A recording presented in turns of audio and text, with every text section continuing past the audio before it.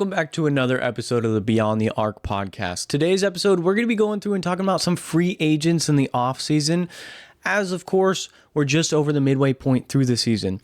So what I want to do is kind of break down the best free agents that will be possibly moving to other locations, what they're going to be doing, and kind of good fits for them as well, and where they should go. So without further ado, let's jump right on into this. So basically, this is kind of a reaction video as well to Bleacher Report posted this this article of 30 players and ranking them. So at number 30, we have Jaden Ivey. He's a fully restricted free agent, so they can, of course, match any offer he does receive. Now, what I'll say is, I think the Bulls will match. I think he fits the timeline of the Chicago Bulls. They're a rebuilding team, and I think a former top 10 pick, you kind of need to take a risk on him. I think, personally, he's got a lot of skill. I think he hasn't shown us everything because he kind of had to mold and adapt his game to, one, not only his injury, but also two, playing alongside Cade Cunningham and playing in the Pistons offense, right? He is a guy that needs the ball in his hands, right? When you give up that ball to a ball-dominant player such as Cade Cunningham, that, of course, weakens your ability. Now, of course, being in Chicago as well, he's playing alongside Josh Giddey, also Colin Sexton, so many different guards, right? Rob Dillingham's there. There's so many mouths to feed on this roster with the amount of guards that they have. They're going to make a ton of decisions this offseason. They might even potentially have a top 10 pick in this upcoming draft. So I still assume that they keep him. With a guy with his injury history, I think he'll be on the cheaper side of somebody that not necessarily has shown too much potential on exactly what he can be, but there are flashes of what Jaden Ivey could be, and him also rehabbing this injury. So I do expect him to stay as a Chicago Bull. Speaking of Chicago, and I just talked about Colin Sexton, he'll be a free agent this offseason. I assume that he'll go somewhere else. I don't think Chicago keeps him. They're kind of a team that was looking to absorb contracts alongside contracts and picks, kind of like they talked about. They were doing a great job at it at the beginning, and then they started doing stuff. But of course, an expiring deal like Colin Sexton, I think he'll be a great fit on some championship contention team that needs, a backup one, such as like the Orlando Magic would be a good fit for him. The Cleveland Cavaliers are another good fit. Of course, they just traded for Keon Ellis and Dennis Schroeder, but, a team like them, even the New York Knicks, though they just got Jose Alvarado, I think they found a home for Jose Alvarado in New York because, of course, he's from there. But yeah, Colin Sexton will go somewhere that really, he needs to be playing winning basketball. Minnesota wouldn't be a bad option for him either, especially with Mike Conley being pretty close to retirement age. Kristaps Porzingis, he is such a question mark because, of course, he has Pott's disease. So it's a question mark on whether or not he'll even continue playing basketball, full 80 games or 60, even 60 games, even 40 games for the season, right? He had only played 17 for the Hawks. And he's already suited up for the Warriors, yeah. I like his fit with the Warriors. If they can retain him on a really cheap deal, I think that makes a lot of sense for him and for the Warriors that are kind of needing these super inexpensive contracts going forward. So Kristaps this is probably the last expensive contract that he will have gotten. So this new one coming up will be one of the cheaper deals that he signed in his career. Next up, CJ McCollum. They're going to let him walk. He'll go and play basketball for a team that winning basketball that could use some probably bench depth at this point in his career, if not starting as a fourth option, probably in an offensive scheme, maybe a third option.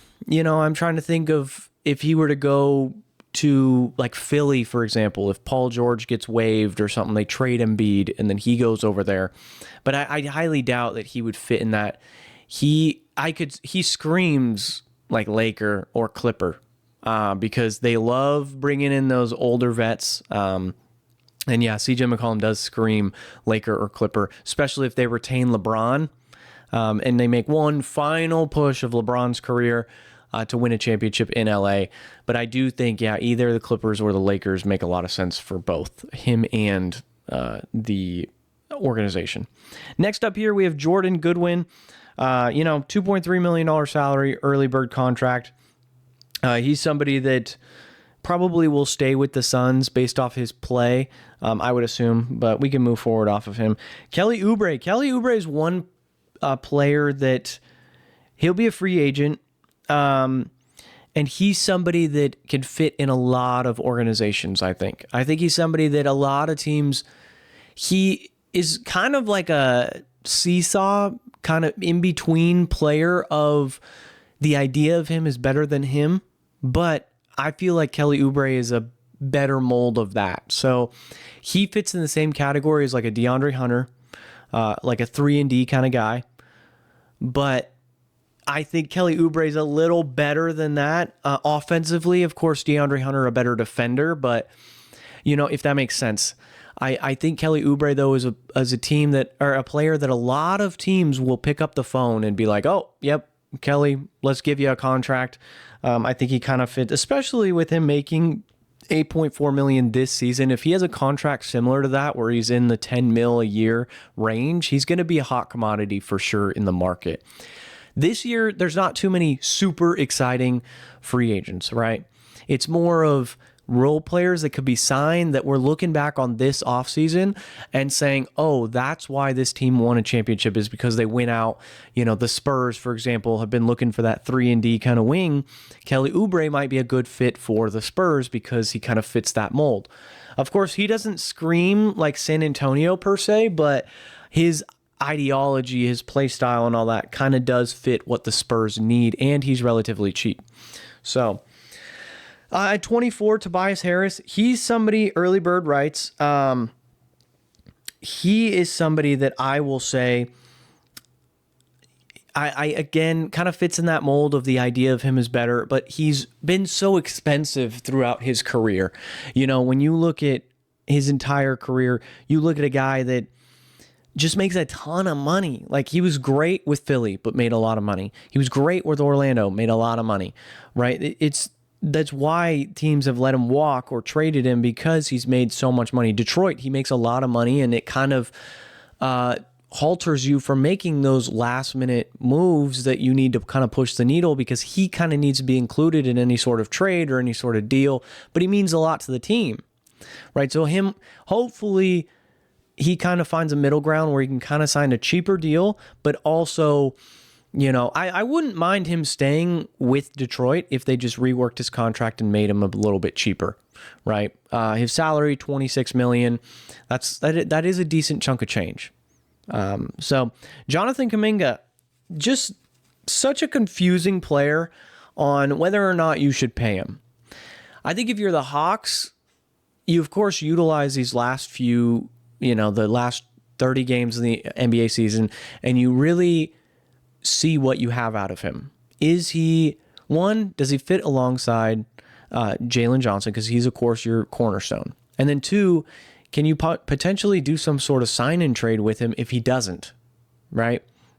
Where you send him over to, I don't know, a Brooklyn, and then you go get a Michael Porter Jr. in return, or can you send him off to Sacramento and you go get a plethora of like a Neat Clifford and one of those big contracts that'll soon be expiring, whether it's a DeMar or a Zach LaVine or something like that. I just kind of confused on the whole Jonathan Kuminga situation. I think it's because we talked about it so much. It's such a tough topic because realistically, the Warriors, Jonathan Kuminga screwed the Warriors, and the Warriors screwed Jonathan Kuminga. They both did not do each other any favors. So he is just such a question mark. Anthony Simons. Anthony Simons is a player that he's going to walk. He'll go get money. I doubt that the Bulls are going to offer him some crazy money contract because, like I said before, they got a lot of guards to focus on, and they're in rebuild mode. Now, I mean, he's not old by any means. I think he's like 28, 27. So now, would he fit the timeline per se of Chicago? Kind of, but at the same time, you'd have to pay him so much money. And I think that they're more in the mold of like, hey, let's just get rid of these contracts and let's get through the terrible contract that we signed Patrick Williams to. And then let's focus on rebuilding, and then we can extend our young guys in the future. So Anthony Simons, I think he does walk. I think he goes to a team. He's been tied to Orlando before in the past, which I would love him in Orlando because I think they desperately need a guy like him, but I don't think they can afford him. With as much money as tied up to Paolo, to Franz, to Jalen Suggs, to Desmond Bane, to Wendell Carter, I don't know if they can afford him. Also, does he fit with like a Desmond Bane? And if you do sign a guy like him, does that mean you're trading Jalen Suggs? It's just a big question mark. Outside of that, Anthony Simons, I thought was a great, actually, like 6-man potential piece, 6 or 7-man potential piece alongside like Peyton Pritchard on the bench for the Celtics, but him making so much money, it didn't make sense for him to come off the bench, right? So another team you could look at is like Houston needs a point guard. Anthony Simons is a shooting guard, but he can create offense, and that's what and they have so much defensibility over there that you don't really need to worry about his defensive lack thereof defense. All right, next up, Mitchell Robinson. Mitchell Robinson, I would assume, would probably stay with the Knicks. I think he wants to be a Knick. If not, another team that's looking for a center would be like the Celtics, for example, seem to always be looking for a center. I have put this out there in the world that Wendell Carter's a little bit of an undersized center, that the Magic potentially could look to upgrade that position but then of course that clogs the lane so much with Mitchell Robinson, and you don't really want to do that. Another team that you could use a center is, of course, the Lakers are always looking for center help. And then, maybe he just goes and takes the most money out there. He goes and he's a backup for the Wizards, for example. Anthony Davis is always dealing with injuries, and so maybe you go play over in Washington or something like that. Mitchell Robinson will have a market, though, fully unrestricted free agent. And I expect him to get a little bit more money than $13 million a year. So, Nikola Vucevic, he is a fully unrestricted free agent. I think he'll re-sign with the Celtics. I think that he'll take his last few seasons and play winning basketball with the Boston Celtics. It just makes sense for both parties. They both kind of utilize each other. His play style fits alongside the Celtics and what the Celtics are looking for, as well as his market elsewhere might not be super high, I don't think. Of course, he doesn't fit the need of like the Lakers, who look for rim running centers. He doesn't fit the need of another team. Maybe if like Minnesota were to move off of Rudy Gobert, but I don't think they're going to do that. I just don't see there's not a huge market. Maybe him with Charlotte, I guess, because they could use a center. There's just not a massive market for him. John Collins is... he's turning 29 before next season. He does shoot 43% from the three-point line for the Clippers. So I could see him having a decent market. But of course, he's not going to be making nowhere near. This might be where he takes a risk on himself and signs like a small 1-year contract and then balls out for a team and then gets a bag later, right? I like the idea of him with just a fast-paced team, so somebody like the Pacers, but he would have to come off the bench for the Pacers. I like even like the Grizzlies, if they really go all in with Ja and they're looking to keep Ja around, so you put somebody like John Collins who works well in the pick and roll and all that. I kind of like that. That would be pretty interesting, actually. Now I'm speaking it out, like Memphis makes a lot of sense if they don't move off Ja. All right, Ayo Dosunmu, $7.5 million. They're going to need to re-sign him. I would assume the Timberwolves are going to re-sign him. I think that he wants to be a starting point guard in the NBA, and Minnesota needs a starting point guard in the NBA. And he's not going to be too expensive of a contract, I don't think. He's making $7.5 million this year. That's kind of what I expect him. Maybe like a 30 over 3, so $10 million a year, something like that. That is kind of what I expect for somebody like Ayo Dosunmu. Next up, Rui Hachimura at $18.3 million for the Lakers, fully unrestricted free agent. He's somebody that he kind of, how do I put this? He's kind of, the Lakers ask so much out of him, right? To shoot the three ball well, to play the best defense of your life every game, because of course you have Austin Reeves and Luka right next to you, and LeBron as well. So if I was him, I would be looking at getting a lot of money, like 20 to 25 a year, because he's making 18 right now. And so I don't know. So the Lakers have $27 million of cap space. But he's looking to take a raise. So I don't know what that market looks like for Rui. I think he's got a market. I think he's a player similar to a Derrick Jones Jr., similar to a Tobias Harris, similar to a Kelly Oubre, where he would fit on a lot of rosters. It's just the question mark about money. How much money do you want? And our team's willing to give that up. So if he wasn't a Laker, I don't. A team that needs a wing would be like the Spurs, right? The Spurs, the Rockets could potentially use some more 3-point shooting as he does that. You know, he's shooting a career high 44% from three, nearly 45%. So on 4.1 attempts. So he kind of does fit that mold of what the Spurs kind of need, what the Rockets kind of need, the 3-and-D players. He will have a market. And I'm assuming somebody is going to overpay for him, but we'll see. Quentin Grimes. Quentin Grimes is our next guy up that we're going to be talking about. I feel like he's a very streaky player, and it's because he comes off the bench. Now, he last season averaged 21 over 28 games, and this season his production has dropped a bit into 12 points a game, but 3-point shooting is down to 34%. So he's just an intriguing player because, of course, his production dropped, but that's due to minutes and all that have decreased as well. He's going to have some market. He is another player will probably take a risk of a 1 to 2 year deal, bet on yourself, go and ball out for a team, and then come back the following season to get a bigger contract out in the market. Let's go. Colin Gillespie. Colin Gillespie's making $2.3 million. That's a bit of a steal for a potential player that is a potential most improved player, right? He's somebody that's going to get a bigger contract. I don't think his market is going to be massive. I think it's going to be like Tyus Jones, where in his long-term career, he's going to be better as a backup point guard for a championship contention team than a starting guard for a bad team. He's done very well though for the Phoenix Suns, and I mean honestly, he started 35 games, averaging 13 points, 4 assists, shooting 42% from 3 on 7 attempts.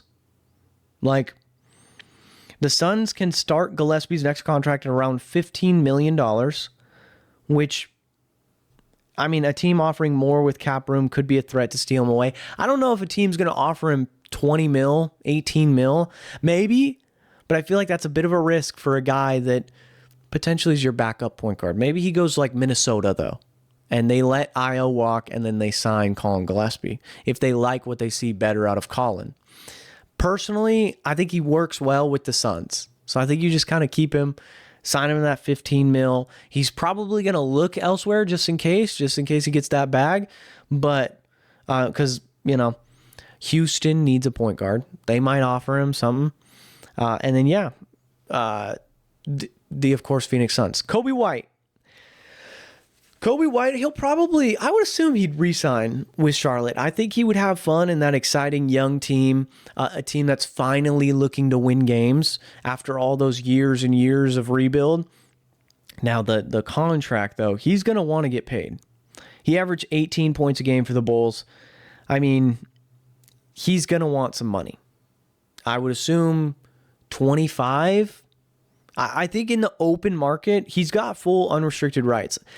Do we think that he could sign a 4-year, $100 million contract? I could potentially see that, right? He was tied to Dallas. He was tied to Minnesota. He was tied to, I put the feelers out there about Orlando.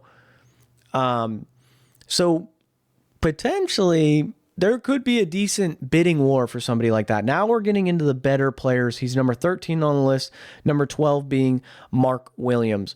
Mark Williams is a full restricted free agent at $6.3 million in salary. I mean, he's a little bit of an undersized center, similar to a Wendell Carter, right? But slowly but surely, I think that there is potential for him in his career. He is looking at 24 minutes per game, 12.1 points, 8 rebounds. I mean, of course, he's not this dominant scoring big. He's a guy that would be perfect. He would have been perfect with Luka last season if they had actually gone through with the trade with the Lakers. But, of course, that didn't happen. They rescinded that. But him being alongside a point guard that can really tell him where to go and what he needs to do. So like a LaMelo, of course he was in Charlotte before, but like a LaMelo, a Trae Young, a Luka, somebody like that. I want to see him, and even Phoenix. I like him in Phoenix. I think he brings good depth there, but overall, I think he potentially... All right, number 11, Tari Eason. Fully restricted free agent. I would assume that the Rockets match whatever offer he gets. He's only making $5.7 million, but I would assume that, yeah, he could be looking for 20, 30 million starting range. So the Rockets might not be able to afford him. If they might make some tweaks. Jabari Smith might be out the door or somebody like that. Amen Thompson, I'm not saying he's out the door, but they're going to have to start looking at, because Kevin Durant is 37, they're going to probably look at, hey, we want to win a championship before KD retires, or we don't want to waste this timeline of a Kevin Durant. So, yeah, 20, 30 million makes sense for a guy like Tari Eason. Big market for him. Teams like LA, teams like Houston, of course, could use him. San Antonio. I think a lot of teams could use a guy like this. Because he's that 3-and-D kind of guy. He's a guy 46% from 3 on 5 attempts. I mean, he is the perfect player that you're looking for, where he is going to go out and defend the other team's best offensive player. So yeah, you're expecting Tari Eason to get a pretty big market. Number 10, Lou Dort.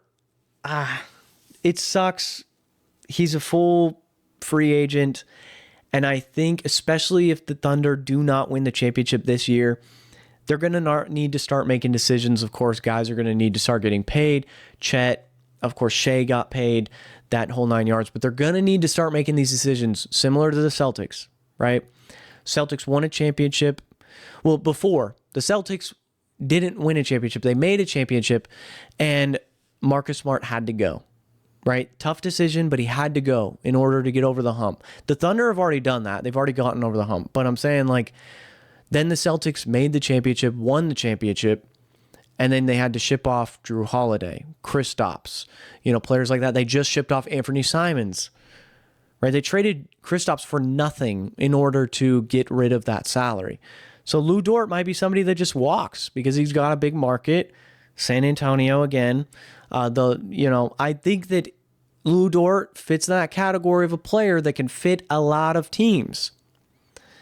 3-and-D player. Now, the 3 doesn't necessarily fall a lot of the times in the playoffs, so teams might look at that and be like, well, do we want to risk it with this guy? But I think he's going to have a market like a Kentavious Caldwell-Pope, where a lot of teams could utilize him, but he's not necessarily going to get a big bag. All right, number 9, Benedict Mathurin. I think the Clippers would be stupid to not match any offer that he gets. I think he's young enough. You wanted to go younger. You wanted to have a future potentially because, of course, you traded all your draft capital to the Thunder. So your future is Darius Garland and Benedict Mathurin, right? You might trade Kawhi in the offseason. There's got to be something here that you have to hold on to for the future. So you match whatever offer he goes and gets from whoever. The Brooklyn Nets probably will make an offer at Benedict Mathurin. The Sacramento Kings might make an offer at Benedict Mathurin, somebody like that. You match it. You match it for sure, and then your future is Darius Garland, Benedict Mathurin, and draft picks. Walker Kessler. I've seen the theory of like, hey, let's run Lauri Markkanen at the 3, let's run Jaren at the 4, and let's run Walker Kessler at the 5. Now, I don't know, because the three-headed monster with Evan Mobley, Jared Allen, and Lauri Markkanen did not work in Cleveland. So do you want to mimic that? It all depends on how much Walker Kessler is going to cost. You got a lot of money tied up into Jaren Jackson and Lauri Markkanen. You're going to need to pay Keontae George in the offseason as well. I'm sure he's on this list somewhere. But Walker Kessler's a guy that I think he would fit alongside pretty well with Jaren because he rebounds the ball well and Jaren just doesn't. But, I mean, does that three-headed monster work? Defensively, sounds nuts. But at the same time, defensively, it was good for Cleveland. Offensively, there was a little bit of clunkiness. Now, I do think that Walker Kessler, Jaren, and Lauri spread the floor a lot better than Evan Mobley, Lauri, and Jared Allen. Walker Kessler also 7'2" guy, 14 points a game, 10 rebounds, 3 assists, and 1.8 blocks. They need the rebounding somewhere. Lauri's not a fantastic rebounder, and neither is Jaren Jackson. So I think what you do is you do try and match whatever offer he does get. You make it happen. And then you're running a lineup of Keontae George, Ace Bailey, Lauri, Jaren, and Walker. And you test that out. And if you need to bring, you have your draft pick this year. Let's say they get number 5 and they get Caleb Wilson, and you have him start. Walker Kessler comes off the bench. You just run Lauri at your 4 or your 5, Jaren at your 4 or your 5, whichever one. I mean, Lauri Markkanen's taller, but he's a worse defender, so I don't know how they would do that. But I like that lineup as well if Walker Kessler needs to come off the bench. And I think that this team could potentially be extremely versatile for whoever they're playing that night, right? If they're playing the Nuggets and they need to go big, okay, they start Walker Kessler. But if they're playing the Warriors, they can go smaller. Bring Walker Kessler off the bench. You start Lauri and Jaren, and Lauri and Jaren match up really well with Quentin Post and Draymond. Or if you're playing the Rockets, for example, and they have Sengun, or if one of those guys goes down with an injury, then you've got other options there, and you can survive while your guy comes back from injury. All right, at number 7, Peyton Watson. He's a restricted free agent making $4.4 million. He's somebody who's shooting 46% from 3, averaging 21 points a game. So he's going to go out and get a decent bag, and that's through 15 games in January, by the way. I think he's ready to take his next step. He's one of those guys that the Nuggets kind of do a good job at. They get these young guys. They take a few years to develop them, right? Christian Brown is the same way. Of course, Peyton Watson's doing it right now, but they do that. Jokic took a little bit to get to where he is. They've drafted very well and developed very well. So I think he's just that next guy on the list, that he kind of can fit that mold of, hey, next man up mentality. You're ready. You're ready, young buck. You're ready to get your contract. Nothing crazy probably, but something that I think potentially could fit the Nuggets long term. Isaiah Hartenstein, again, he's got the team has a $28.5 million team option. They might exercise that and let him walk. I think they want to keep him, but because 28.5 is a lot of money, because like I said, they're going to have to start making these decisions on Lou Dort. And if they're like, we'd rather have Lou Dort than Isaiah Hartenstein, you got to let him walk. I think right now, who would I rather have? Isaiah Hartenstein, I think, fits the idea of grit and grind basketball for the Thunder that they kind of need, versus Lou Dort. They've got a lot of young bodies that they can kind of throw in his spot. Cason Wallace. They, of course, Nikola Topic is coming back from his cancer treatment and all that. There's a lot of players here that they have Alex Caruso still, that whole 9 yards. So I think that they would prefer to keep Isaiah Hartenstein over somebody like Lou Dort if it came up to that, to one of those two guys. Number 5, Norman Powell. He might get a bag. He's making $20.5 million, but of course, an all-star. And he's averaging 23 points per game, shooting for nearly 40%, 39.6% from three. He does turn 33. So he probably is somebody that's going to sign a shorter contract, a 2 to 3 year deal, but it's going to be a lot more money. So a potential, right now making 20 and a half, I would assume somewhere in the 25 to 30 range is what he'd be looking at as an all-star. Maybe the Heat just bring him back. He does kind of fit the mold of what they like, what they need. And they can really make a decision this offseason on the direction they're looking to go. They're just such a confusing team. They don't like to be in rebuild, but they didn't make any moves at the trade deadline, as I talked about in the past. So they're a real big question mark coming into this offseason here. James Harden and the Cavs. He's got a $42.3 million player option. I'm assuming he'll take that. It's a lot of money. And especially if the Cavs make a deep playoff run, they might make one or two more tweaks, just like they did, and they might look to move off of a Jared Allen or an Evan Mobley. I think Evan Mobley provides more value, and Jared Allen was kind of balling with James Harden to start. But he would be stupid not to take his contract, I would assume, because I think on the open market, he's not going to be getting $40 million a year, right? Especially at his age. He's what? He's like 30-something years old. 35 or 36-something. So, yeah, he's somebody that I would assume he's probably going to take that player option. Austin Reeves. Austin Reeves making $13.9. He's got a $14.9 million player option. He's going to opt out of that. He potentially could still stay with LA, but he's somebody that they are going to have to pay. He is going to have a crazy market, and people are going to offer him a lot of money. I think to be frank, I think that he is going to have an overpaid contract, right? He might be somebody that ends up at a team like when Brandon Ingram signed with Toronto, where you kind of overpay for a guy in a smaller market so that you can go get a guy. Right? Sacramento could be an option.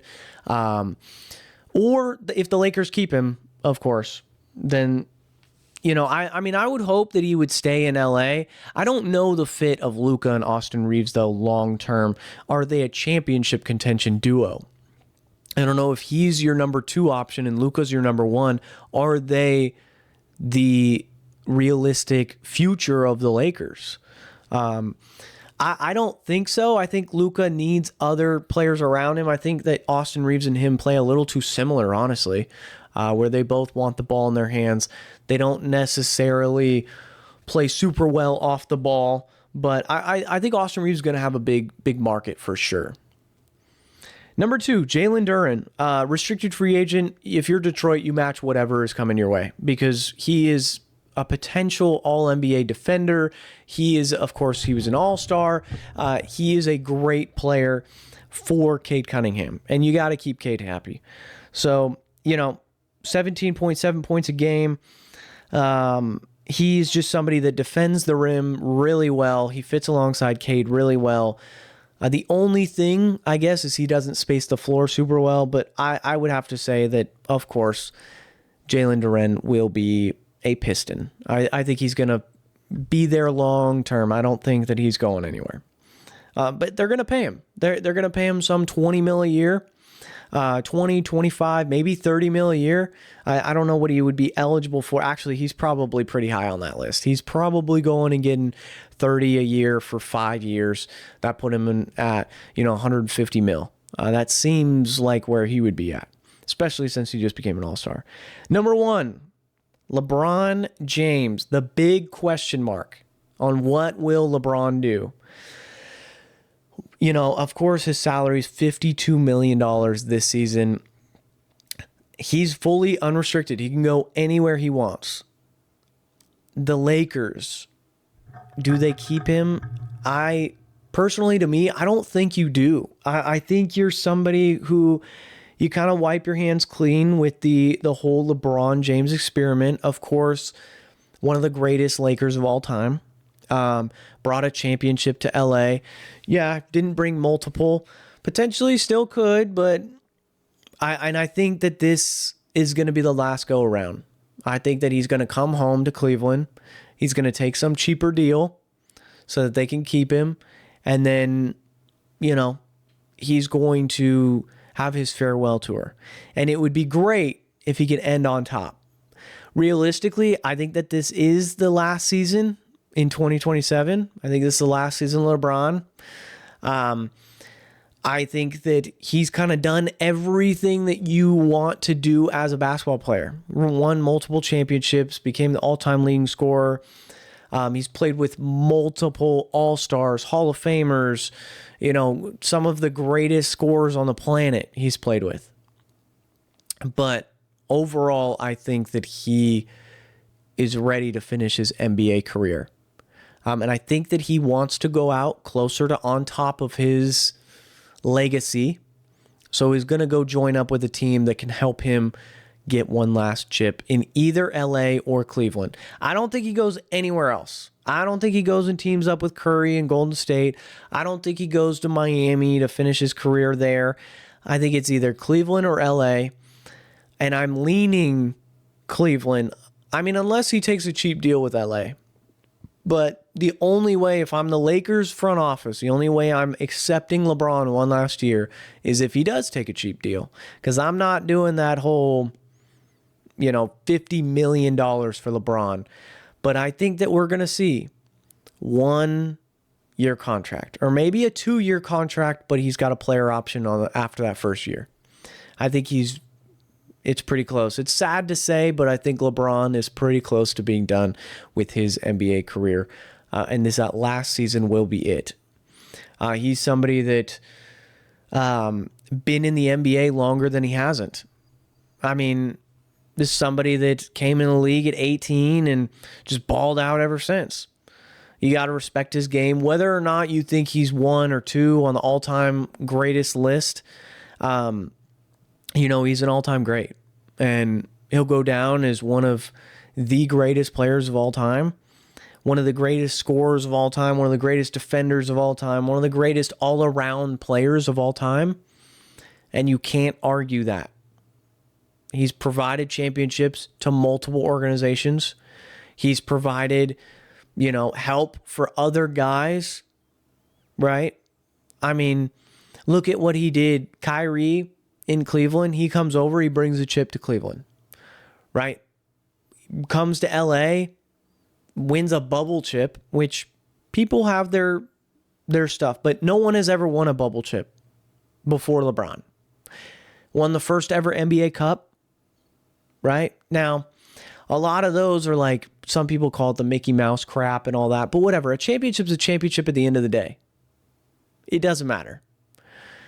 And because at the end of his career, we're going to be talking about how many championships he has, not, one of them doesn't count because it's the bubble. Everyone still played in the bubble. Like, I don't want to hear that Mickey Mouse BS because everyone could have, there was no distractions. It was just ball when you were in that bubble facility. So realistically, that could have been one of the more tougher championships. I don't necessarily think so, but toughest championship of all time for sure is the Dallas Mavericks when they beat, the Thunder, they beat the Miami Heat, they beat the Spurs, et cetera, et cetera, et cetera. So, all right, guys, well, that is going to do it for us in this Beyond the Arc episode. If you did enjoy this content, do me a huge favor, smash the like button, subscribe to the YouTube channel, comment down below on your favorite free agent and where you want them to go. So without further ado, it's been another Beyond the Arc episode, and I'll catch you guys in the next one. Peace.